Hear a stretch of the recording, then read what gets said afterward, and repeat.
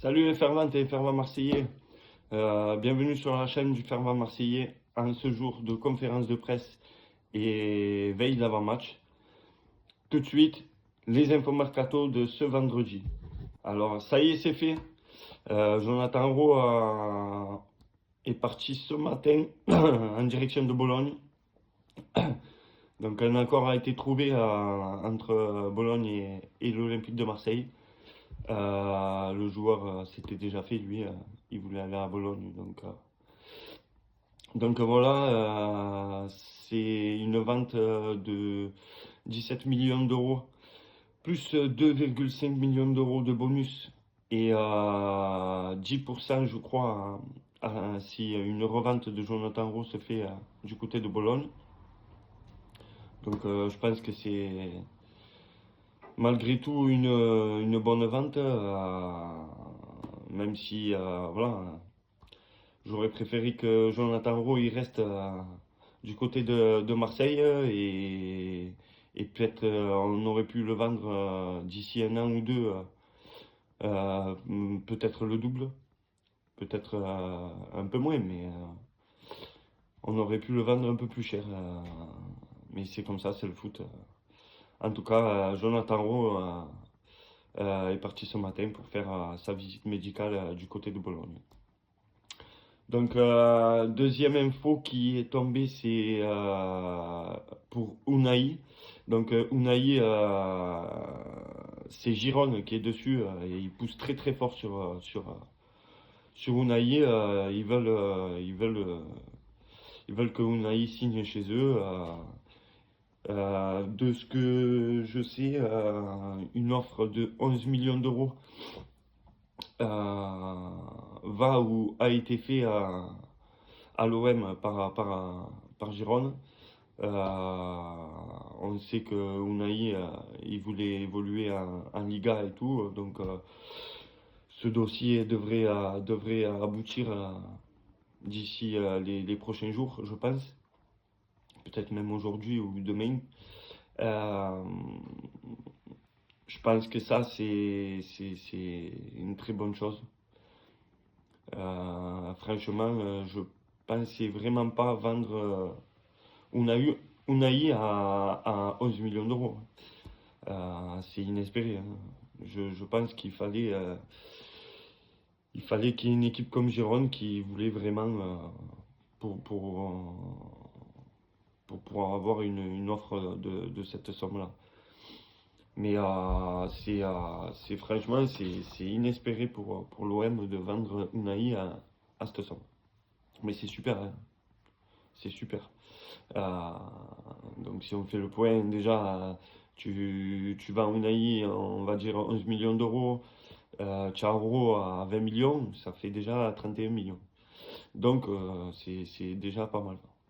Sachant que tu vas perdre Rabiot dans les prochains jours, donc tu vas faire une vente quoi qu'il en soit.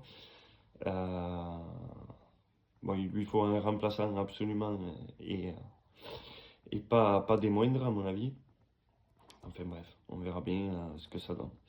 Après, il y a une autre info, je sais pas comment la prendre. Je la dis parce elle a été reprise pas mal de fois sur la toile depuis hier. Depuis hier, on parle de ça sur la toile. C'est Casado du FC Barcelone. Donc c'est un jeune milieu. Soi-disant que l'OM serait sur ce dossier pour remplacer Rabiot. Donc moi, je pense que de ce que j'ai entendu sur Casado et comment Marseille veulent recruter avec des joueurs qui coûtent pas très cher.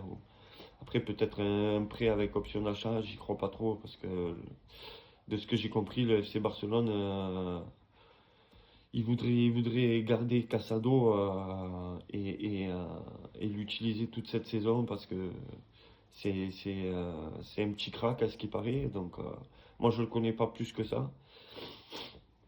À voir comment le dossier il évolue. Dites-moi en commentaire si vous avez des infos,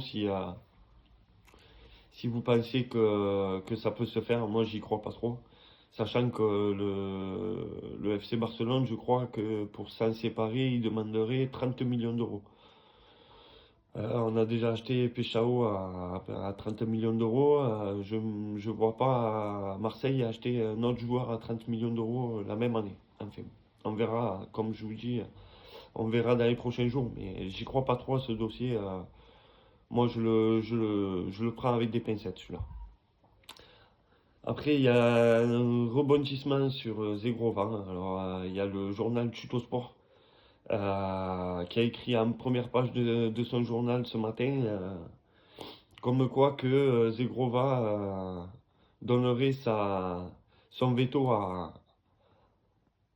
pas son veto, donnerait, enfin, il donnerait tout pour jouer à la Juve. Donc, il verrait son avenir à la Juve. Sachant que la Juve doit clôturer son dossier sur Nico Gonzalez pour pouvoir acheter un autre joueur. Moi, Edon Zegrova, j'aimerais vraiment qu'il vienne à Marseille.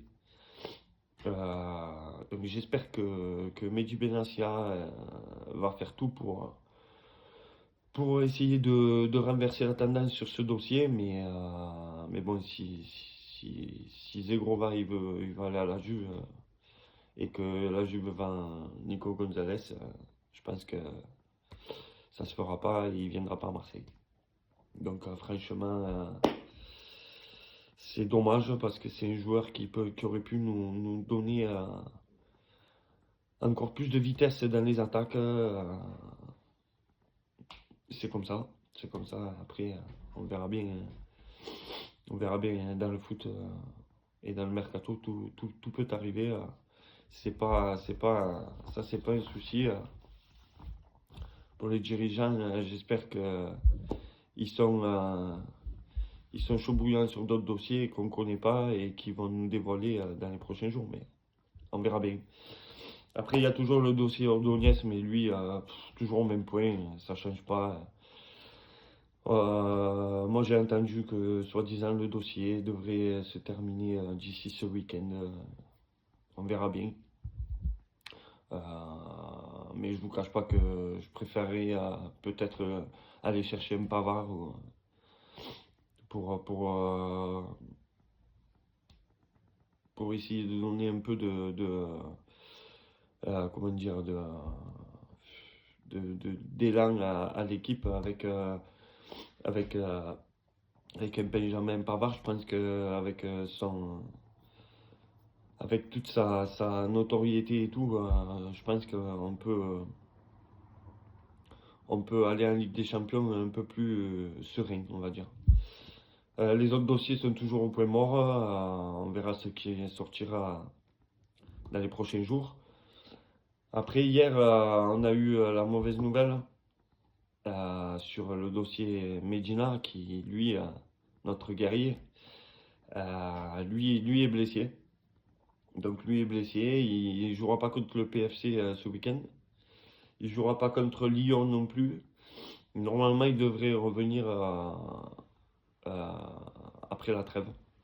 Donc c'est un gros coup dur pour notre défense, sachant que derrière, on ne sait pas qui on va mettre. Alors on verra ce que De Zerbi va nous faire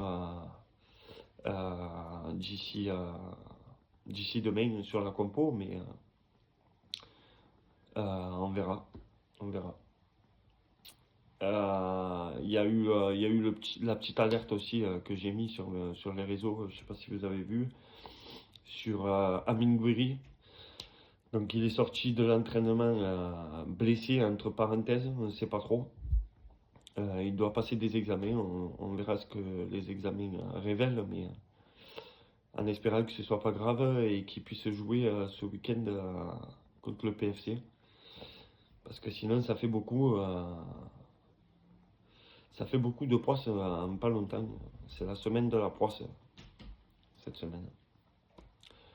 Donc voilà, pensez que c'est un jour de conférence de presse, donc à 13h30 il y aura la conférence de presse de Roberto De Zerbi et Pierre-Émile Højbjerg.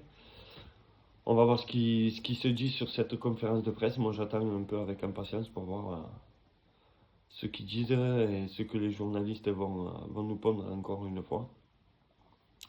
Donc voilà, les amis, c'était tout pour aujourd'hui, pour l'actu OM de ce vendredi.